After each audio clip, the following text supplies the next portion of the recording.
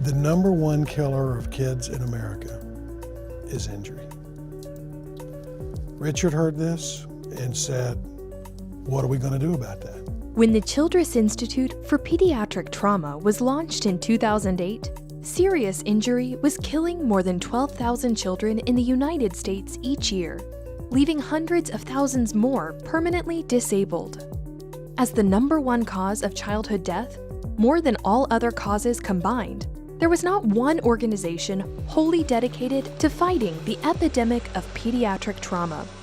The Childress Institute for Pediatric Trauma was established to discover and share the best ways to prevent and treat severe injuries in children.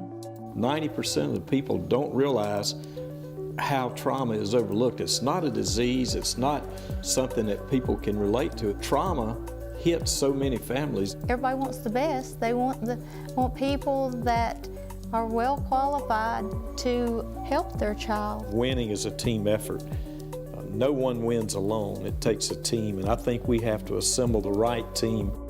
We really have a chance to do something big, whole country, changing the fate for kids, the number one killer of children in America. Just imagine, 215 school buses full of children die of pediatric trauma every year in this country. There are a lot of unanswered questions about how much fluid do we give a child, how much blood do we give them, which is the right one, what's the role of new medications, how do we protect the brain when it's been injured, how do we maximize their recovery after the life or death part of the injury is done, how do we get them back on their feet. For the last 10 years, the Childress Institute has been working to address this issue by funding research, education, and advocacy programs. One example of research we fund is the Youth Sports Head Impact Projects studied by the Virginia Tech Wake Forest University School of Biomedical Engineering and Sciences. We study sport-related head impact exposure through the support of the Childress Institute for Pediatric Trauma. When we got started with the iTackle study, it was formerly known as the KIDS study in 2012. And we started by instrumenting 2 youth football teams and 1 high school football team. Between the 2 teams, we had about 80 athletes instrumented with a helmet-mounted sensor that told us how hard they hit and how often they hit. We also partnered with our neuroimaging colleagues, and our athletes received pre- and post-season MRI and magnetoencephalography or MEG scans, as well as a few cognitive tests that help us understand their reaction time and memory. And that has since grown. We have over 250 athletes instrumented over 6 years from several teams spanning ages 9 to 18. We recognize the tremendous value of participating in youth sports, and we hope that our research will help make sports safer. We fund education for emergency professionals and athletic trainers, as well as pediatric trauma nurses, doctors, and surgeons. There's different alternatives to educating the EMS professional. Recently, we've had an influx in simulation labs. These can be mobile labs that can travel across the state of North Carolina. We have some that are stationary. It really gives the opportunity for the EMS professional to have a hands-on and more time to actually hone in on their skills. Funding from the Childress Institute for Pediatric Trauma has been instrumental in helping deliver education to the rural hospitals. So as we work as a team, the children that come in is actually a fairly low frequency event when you spread this out over 29 different hospitals. And so the funds we receive from the Childress Institute of Pediatric Trauma have made it possible to have these high fidelity mannequins to practice these situations and things that make a difference in whether that child makes it to our hospital or not. So they practice things like an airway on a child or gaining access on a child, and so that they are comfortable when that happens in their hospital. Another thing that we've partnered with some other agencies is online courses. We are able to get a bigger footprint in the state of North Carolina for those EMS professionals that may not be affiliated with an EMS agency.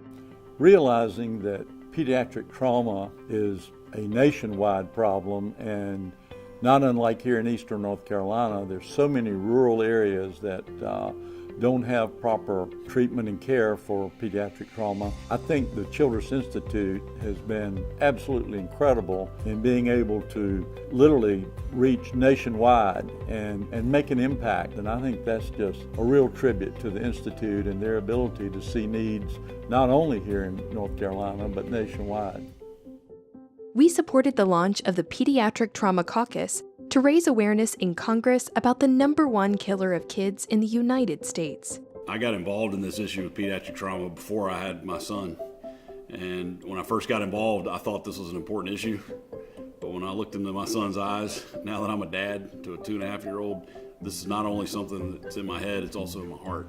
The Pediatric Trauma Caucus is an official caucus here within the U.S. House of Representatives to raise awareness level among lawmakers on this issue, to bring together scientists from around the country who are working on this issue. And we also had the Government Accounting Office commission a study to look at the levels of care around the country to help us really get our handle on this issue.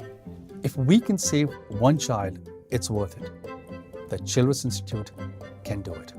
I was about 15, and I was going into my sophomore year in high school, and I was riding with one of my friends. We were riding a horse around my neighborhood, and the horse got spooked by a car, and I held on, from what I've been told, for a very long time, but eventually I got knocked off and my head hit the concrete. At the time, no one knew the extent of the injuries, except I think the EMS had a clue, because they said, where do you want to go? And we live in a county that we're not required to go to a certain hospital. And I said, I don't know, where do you go? And he said, if it was my daughter, we'd go to a level 1 pediatric trauma center. I strongly support the work Childress Institute is doing. I feel like that the research that the Childress Institute has done has given Meredith back to our family. We have a responsibility to try and tackle this problem and try to make sure that we're providing the best level of pediatric trauma care all across this country. As heartbroken as our family was with the loss of our grandson, Christopher, it gives us a really warm feeling today to know that we're trying to do something so other families don't have to face the same tragedy that we faced in 1996. As many of you know, I have a very personal connection to the Institute's mission, which is why I'm so excited to lead the Childress Institute. For me and for many of you, there's nothing abstract about traumatic injury to a child. It's not about the statistics. It's about life and families and doing more today and tomorrow than we were able to do yesterday for all children suffering life-threatening injuries. That's the precise reason for the Childress Institute, doing more for children who need it most.